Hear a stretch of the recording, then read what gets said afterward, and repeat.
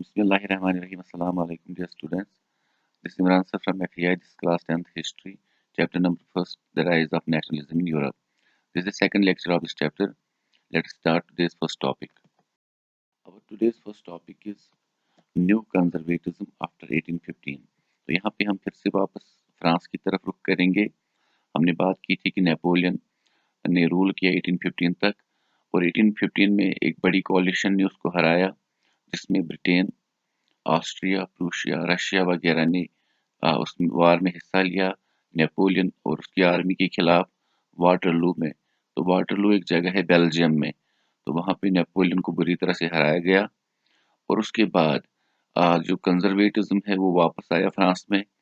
तो ये कंजर्वेटिज्म क्या होता है? जो प्रिजर्वेशन ऑफ ट्रेडिशनल इंस्टीट्यूशंस वापस चाहते हैं, जैसे स्टेट एंड सोसाइटी की, मोनार्ची, चर्च और सोशल हायरार्की। तो मोनार्ची को ये वापस चाहते थे, चर्च को ये वापस चाहते थे, वही रेस्पेक्ट मिले जो रेवोल्यूशन से पहले मिलती थी। और तीसरा सोशल हायरार्की। आप सबको पता है कि फ्रांस में 3 स्टेट्स में लोगों को डिवाइड किया गया था, क्लर्जी, नोबेलिटी और कॉमनर्स में। तो ये चाहते थे कि सोशल लैडर होनी चाहिए। अगर सभी लोगों को इक्वल राइट्स मिलेंगे तो सोसाइटी अच्छे से ग्रो नहीं करेगी। लेकिन 1815 के बाद इनका एटीट्यूड थोड़ा सा चेंज हुआ। इन्होंने कहा कि हम प्री रेवोल्यूशनरी डेज की तरफ नहीं देखेंगे, तो मॉडर्नाइजेशन जो है वो स्ट्रेंथ करेगी ट्रेडिशनल इंस्टीट्यूशंस को, जैसे कि मोनार्ची। इसके अलावा मॉडर्न आर्मी एफिशिएंट ब्यूरोक्रेसी जो इख्तियार की है नेपोलियन ने, तो उसको हम बरकरार रखेंगे। अगर वही उसी किस्म की ब्यूरोक्रेसी, उसी किस्म की मॉडर्न आर्मी हमारे पास भी रहेगी, तो जो मोनार्चिकल गवर्नमेंट्स है ये भी तरक्की कर सकती है। लेकिन अगर हम इनके कैरेक्टर की तरफ देखें तो इनका कैरेक्टर सेम रहा। इन्होंने क्या किया? Intolerance of criticism and decent. तो ये अभी भी क्रिटिसिज्म को मतलब टॉलरेंट नहीं करते थे, ये अभी भी बर्दाश्त नहीं करते थे कि कोई इनको क्रिटिसाइज करे। इसके अलावा curbs on activities against the government. तो जो भी एक्टिविटीज गवर्नमेंट के खिलाफ कोई करेगा उसके खिलाफ एक्शन लिया जाएगा। तो सेंसरशिप को भी इम्पोज वापस किया गया न्यूज़पेपर्स पे, बुक्स पे, जो भी गवर्नमेंट को क्रिटिसाइज करती। इसके अलावा जो लिबरल नेशनलिस्ट्स वगैरह थे, वो चाहते थे कि मतलब यहाँ पे मोनार्चिकल गवर्नमेंट खत्म हो। जो लिबरल्स वगैरह थे या जो रेवोल्यूशनरीज थे, वो अभी भी मोनार्चिकल गवर्नमेंट के खिलाफ ही थे। लेकिन 1815 में नेपोलियन को हराने के बाद ट्रीटी ऑफ वीना होती है। Veena is the capital of Austria, और इस कांग्रेस या इस ट्रीटी को होस्ट किया ड्यूक मैटरनिच ने, जो कि चांसलर ऑफ ऑस्ट्रिया थे। तो इसमें कुछ ऐसी चेंजेस लाई गई। तो यहाँ पे सबसे पहले बॉर्बन डायनास्टी को वापस लाया गया फ्रांस में, जिसको 1789 में ख़त्म किया गया था। तो 1789 में आप सबको पता है कि बॉर्बन डायनास्टी का रूलर लुइस 16 था, जिन्होंने फ्रांस में रूल किया। लेकिन उसके बाद अंडर जैकोबिन उसको कत्ल किया गया। उसके बाद उनका बेटा था, जिसको उसके परिवार वालों ने टाइटल दिया लुइस 17 का, लेकिन वो जेल में ही मरता है। अब नया वारिस चाहिए था। जब 1815 में वापस बॉर्बन डायनास्टी को वापस लाया गया, तो उन्होंने लुइस 16 के भाई लुइस 18 को, क्योंकि टाइटल अब पास ऑन हुआ, लुइस 18 को फ्रांस का नया रूलर बनाया। लेकिन अब ये मोनार्चिकल गवर्नमेंट थी, और उन्होंने 1815 से लेकर 1824 तक रूल किया। उसके बाद उनकी मौत होती है 24 में, और 1824 में उनके और एक भाई चार्ल्स एक्स को रूलर बनाया जाता है, जो 1830 तक रूल करता है। अब हम वापस आते हैं ट्रीटी ऑफ वीना में, जिसमें काफ़ी ज़्यादा चेंजेस लाई गई। सबसे पहले undoing the changes brought by Napoleonic wars. तो नेपोलियनिक वार्स की वजह से जो भी चेंजेस आई है यूरोप में, उनको अनडू किया जाए, वापस किया जाए। तो जैसे मैंने पहले कहा, बॉर्बन डायनास्टी को भी वापस लाया गया। इसके अलावा वहाँ पे नई टेरिटरीज बनाई गई, नई स्टेट्स बनाई गई फ्रांस के इर्द गिर्द में, ताकि फ्यूचर में फ्रांस अपनी टेरिटरीज को एक्सपेंड ना करे, नई जगहों को कॉन्क्वर ना करे। इसके अलावा Prussia gained some territories in the west.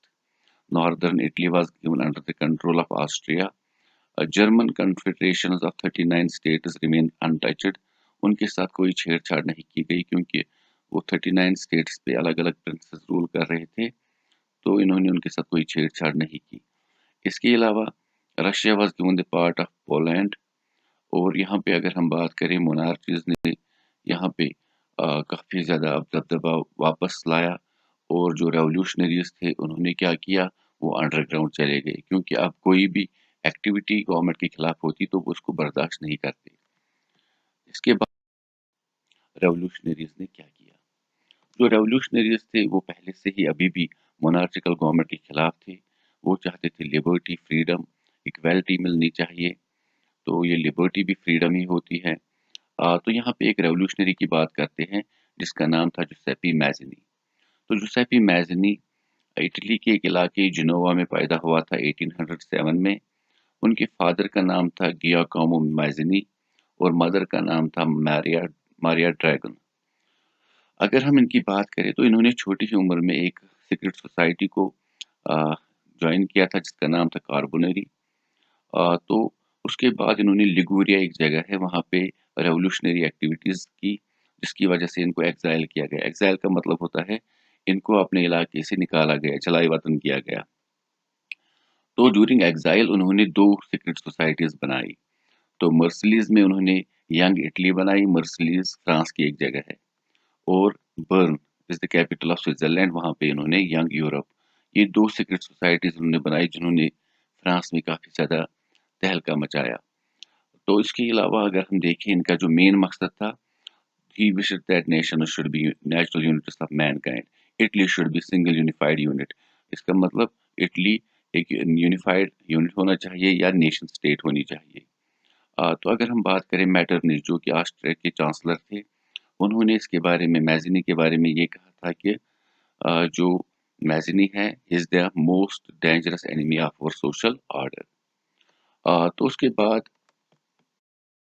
The age of revolution, आपको मैंने पहले ही कहा 1815 में जो रूलर बनाया गया था फ्रांस में वो थे लुइस 18, और उसके बाद 1824 तक उन्होंने रूल किया। 66 की एज में वो मर गए। उसके बाद उनके भाई चार्ल्स एक्स को रूलर बनाया गया जिन्होंने 1830 तक रूल किया। लेकिन ये जो चार्ल्स एक्स थे इन्होंने जब ये रूल किया मोनार्चिकल गवर्नमेंट का रूल, तो इन्होंने काफ़ी ज़्यादा स्ट्रिक्ट रूल्स बनाए। जो भी गवर्नमेंट के खिलाफ कोई आवाज़ उठाता था तो उसको एक्सिक्यूट किया जाता था, जिसकी वजह से लोग काफ़ी ज़्यादा परेशान थे। और फाइनली 1830 में लोग तंग आकर जो खास तौर पे यहाँ पे हम बात करेंगे, जो मिडिल क्लास था, लिबरल्स थे, उन्होंने तंग आकर अपहेवल किया। अपहेवल का मतलब होता है सडन चेंज। तो ये रेवोल्यूशन 3 दिन तक ही चली, तकरीबन 27 से 29 ऑफ जुलाई 1830 तक चली। और इसमें जो बॉर्बन डायनास्टी है उसको, उसकी जो मेन ब्रांच थी उसको ख़त्म किया गया। अब इन्होंने एक नया रूलर यहाँ पे एस्टेब्लिश किया जिसका नाम था लुइस फिलिप फर्स्ट, जो कि लुइस 16, लुइस 18 और चार्ल्स एक्स के भाई मतलब कज़न थे, चचेरे भाई थे। अब अगर हम बात करें फ्रेंच रेवोल्यूशन के दौरान, लुइस फिलिप फर्स्ट के फादर ने रेवोल्यूशनरीज का साथ दिया था। वो भी चाहते थे कि फ्रांस में कॉन्स्टिट्यूशनल मोनार्च बने, पार्लियामेंट्री फॉर्म ऑफ गवर्नमेंट बने। तो अब 1830 में उन्होंने उसी के बेटे को, लुइस फिलिप फर्स्ट को, एज कॉन्स्टिट्यूशनल मोनार्च बनाया। इसका मतलब किंग रहेगा लेकिन उसके पावर्स पार्लियामेंट के पास रहेंगे। तो 1830 में ही अगर हम बात करें, एक बार जो ड्यूक मैटरनिच थे ऑस्ट्रिया के चांसलर, उन्होंने कहा था when France sneezes the rest of the Europe catches cold. तो जब भी कोई हरकत होती है फ्रांस में, उसका पूरा इम्पैक्ट पूरे यूरोप में देखने को मिलता है। तो इसी दौरान बेल्जियम भी 1830 में ही आज़ाद हुआ यूनाइटेड किंगडम ऑफ नीदरलैंड से। इसके अलावा ग्रीस, अगर हम ग्रीस की बात करें, क्रेडल ऑफ यूरोपियन सिविलाइजेशन कहा जाता है ग्रीस को। ये 15th सेंचुरी से ऑटोमन एम्पायर के अंडर में थी। तो ये जो ऑटोमन एम्पायर थी एक मुस्लिम डायनास्टी थी, लेकिन ग्रीस में नॉन मुस्लिम रहते थे। तो जब ये नेशनलिज्म का दौर यूरोप में चल रहा था, इसका इम्पैक्ट ग्रीस के लोगों पर भी पड़ा। तो उन्होंने आ, हम कह सकते हैं 1821 में आज़ादी की लहर शुरू की जो तकरीबन 9 साल तक चली। और अगर हम बात करें इसमें, जो ग्रीस के लोग एग्जाइल किए गए थे जो यूरोप में रह रहे थे, उन्होंने वहाँ पे रेज फंड्स किए और ग्रीस में जो लड़ रहे थे उनको हेल्प करने के लिए पैसे वगैरह वहीं से भेजे। तो इस दौरान एक बहुत ही मशहूर पोइट राइटर लॉर्ड बैरॉन भी, उन्होंने भी रेज फंड्स किए और खुद भी वो लड़ने के लिए इस जंग में चला गया اور اس دوران جنگ کے دوران وہ فیور کی وجہ سے مرے۔ تو اس دوران ہم کہہ سکتے ہیں کہ گریس کو وہ جو بگ پاورز تھے، رشیا تھا، برٹین وغیرہ تھا، وہ سپورٹ کرتے تھے، کیونکہ میں نے پہلے ہی کہا گریس کی کافی زیادہ امپورٹنس تھی یورپین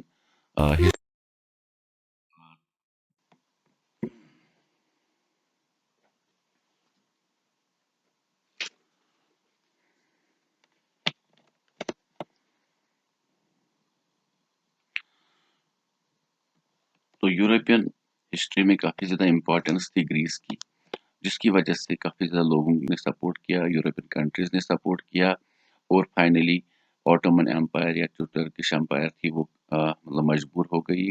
تو 1830 romantic imagination and national feeling, اگر ہم بات کریں ایک دور چلا 18 سینچری میں، مطلب پہلے فرانس میں، اس کے بعد باقی یورپین کنٹریز میں، جس کو مطلب ہم کہہ سکتے ہیں رومانٹسزم کہہ سکتے ہیں، جس میں جو لٹریچر اور آرٹسٹس نے جو لٹریچر وغیرہ لکھتے ہیں، جو آرٹسٹس تھے، انہوں نے بہت ساری چیزوں کا استعمال کر کے مطلب ہم کہہ سکتے ہیں نیشنلزم کو بڑھاوا دیا۔ ان کا ماننا تھا کہ جو ایموشنز ہے، انٹیوشن ہے اور مسٹک فیلنگس ہے، ان کی وجہ سے ہی مطلب یہ نیشنز وغیرہ بنتی ہے۔ تو انہوں نے کہا کہ جو سائنس ہے، مطلب جو لوگ سائنس وغیرہ کو مانتے ہیں، ریزن کو مانتے ہیں، یا جنگوں کے ذریعے نیشنز بنتے ہیں، ہم اس چیز کو نہیں مانتے ہیں، بلکہ اس میں ایموشنز، انٹیوشن، مسٹک فیلنگز، جو روحانی محبت اپنے دیش کے لیے ہوتی ہے، اپنی کنٹری کے لیے ہوتی ہے۔ تو انہوں نے ہم کہہ سکتے ہیں کہ پوئٹری کے ذریعے، آرٹ کے ذریعے یہ چیزیں، یہ ایموشنز لوگوں میں بڑھائی۔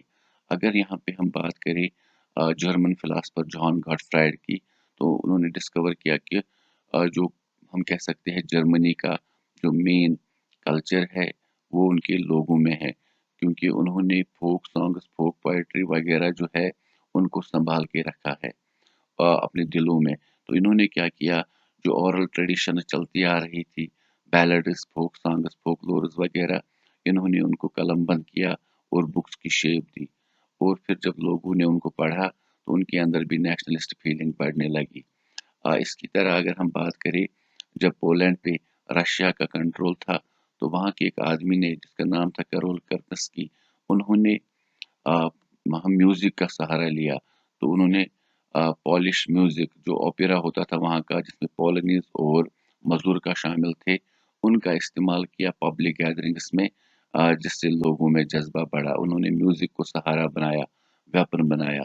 اس کے علاوہ رشیا نے پولینڈ پہ بین کیا تھا کہ پبلک گیدرنگس اور سکولز وغیرہ میں وہ صرف رشین لینگویج کا استعمال کرے، پولش کا نہیں۔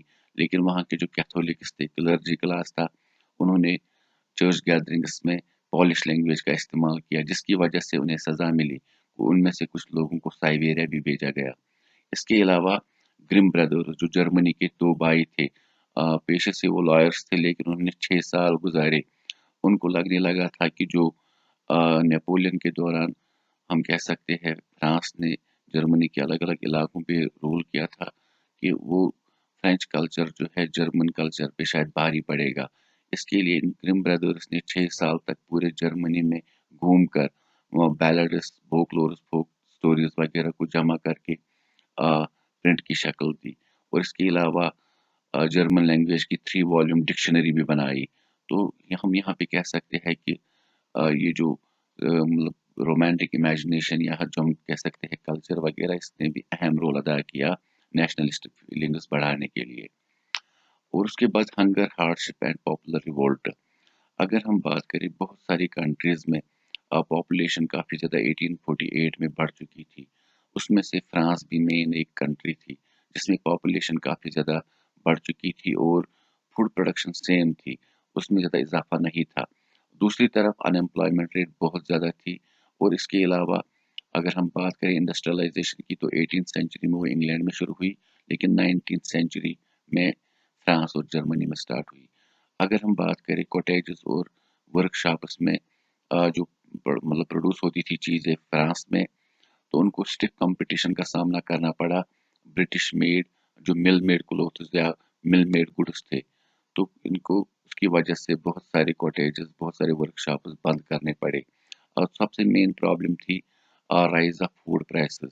تو فوڈ پرائسز بہت زیادہ بڑھنے لگے، اور ہم نے دیکھا کہ جو فرانس میں لوگ تھے وہ کافی زیادہ پریشان تھے، خاص کر غریب طبقہ، اور وہ سڑکوں پہ اتر آئے، اور سڑکوں پر اترنے کے ساتھ ہی جو لوئس فلپ فرسٹ تھا، جس کو 1830 میں ایز کانسٹیٹیوشنل مونارچ بنایا گیا تھا، وہ اپنی گدی چھوڑ کر بھاگ جاتا ہے، اور اس کے بعد وہاں پہ نئی نیشنل اسمبلی بنائی جاتی ہے، اور فرانس سیکنڈ ریپبلک گورنمنٹ بنانے میں کامیاب ہوتا ہے۔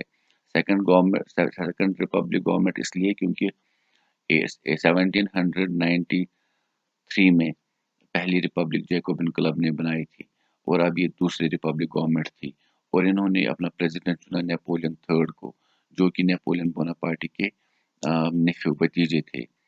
اس کے علاوہ ایک سٹوری ہے 1845 میں ویورس ان سلیشیا، تو وہاں پہ سلیشیا ایک بہت بڑا گاؤں تھا جس میں تقریباً 18,000 کے قریب لوگ رہتے تھے۔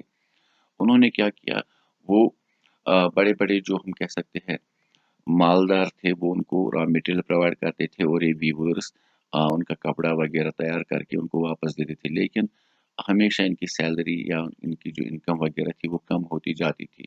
تو ایک دن انہوں نے صحیح کیا کہ فیصلہ کیا کہ ہم مالک کے پاس جائیں گے اور ان سے کہیں گے کہ ہمارے ویجز وغیرہ یا تنخواہ وغیرہ بڑھائی جائے، لیکن جب یہ وہاں پہ گئی تو ان کو ہیوملیٹ کر کے وہاں سے نکالا گیا۔ اس کے بعد یہ غصے میں بھڑک گئے، اور انہوں نے ان کی بلڈنگ کو توڑ پھوڑ کیا، ان کے ویئر ہاؤس جہاں پہ کپڑا وغیرہ انہوں نے رکھا تھا ان کو پھاڑ ڈالا۔ اس کے بعد جو ان کا مالک تھا وہ وہاں سے بھاگ جاتا ہے، تو نزدیک کے گاؤں والے بھی اس کو سہارا نہیں دیتے۔ اگلے دن وہ آرمی کے ساتھ آتا ہے، تو وہاں پہ فائرنگ ہوتی ہے، اور 11 ویورز کی موت ہوتی ہے۔ تو یہ ایک سٹوری ہے پولینڈ کے ایک علاقے کی، لیکن یورپ میں اکثر 1830s اور 1840s میں یہ چیزیں دیکھنے کو ملتی تھی۔ وہاں پہ غریب لوگ کافی زیادہ سٹرگل کر رہے تھے۔ اس کے بعد تو اگر ہم یہاں پہ بات کریں ریولوشنز، تو اس سے پہلے بھی فرانس میں ہو چکی تھی۔ اگر ہم بات کریں 1789 میں پہلی ریولوشن ہوئی، 1830 میں دوسری ہوئی، اور 1840 میں اور ایک، 48 میں اور ایک۔ اب جرمنی کے لوگ بھی کافی زیادہ جو مڈل کلاس وہاں کا تھا، خاص طور پہ جس میں پروفیشنلز، ٹیچرز، پروفیسرز وغیرہ آتے تھے، انہوں نے بھی سوچا کہ کیوں نہ ہم جرمنی کو ایک یونیفائڈ کنٹری بنائے۔ تو اگر ہم بات کریں 18 مئی 1848 کو جرمنی کے بہت مطلب جو لوگ تھے انہوں نے 831 ریپرزینٹیٹوز کو بھیجا فرینکفورٹ، جو جرمنی کا ایک شہر تھا، وہاں پہ انہوں نے سینٹ پال چرچ کو چنا، اسی کو پارلیمنٹ بنایا، اور انہوں نے کہا کہ ہم اپنی کنٹری کے لیے کانسٹیٹیوشن ڈرافٹ کریں گے۔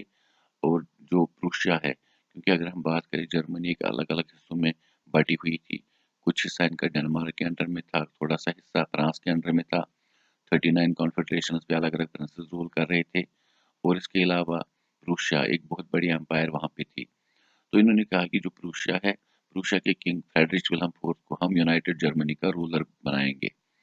لیکن جو فریڈرک ولہم فورتھ تھے وہ ایک کنزرویٹو تھے، انہوں نے سوچا کہ اگر میں ان کی بات مانوں گا تو مجھے اپنے پاورز پارلیمنٹ کو دینے پڑیں گے۔ تو انہوں نے کیا کیا، انہوں نے دوسرے مونارچز کے ساتھ ہاتھ ملایا، اور اس جرمنی کی جو یہ ہم کہہ سکتے ہیں نیشنل اسمبلی تھی، اس کو ڈسبینڈ کرایا۔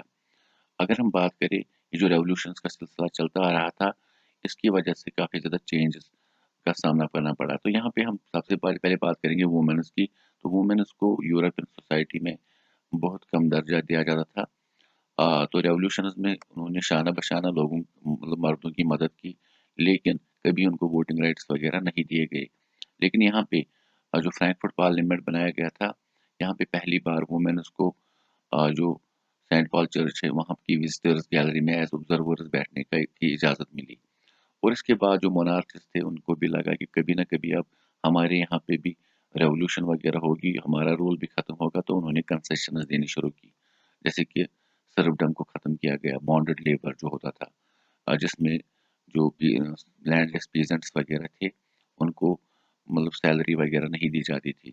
اسی طرح سے ہنگرینز جو کہ ہیبسبرگ امپائر کے انڈر میں مطلب تھے، تو ان کو بھی کافی زیادہ آٹونامی دی گئی۔ آٹونامی کا مطلب ہوتا ہے کہ ان کو بھی کافی زیادہ مطلب اپنے پاورز دیے گئے کہ وہ فریلی وہاں پہ رہ سکتے ہیں، اپنی حکومت چلا سکتے ہیں۔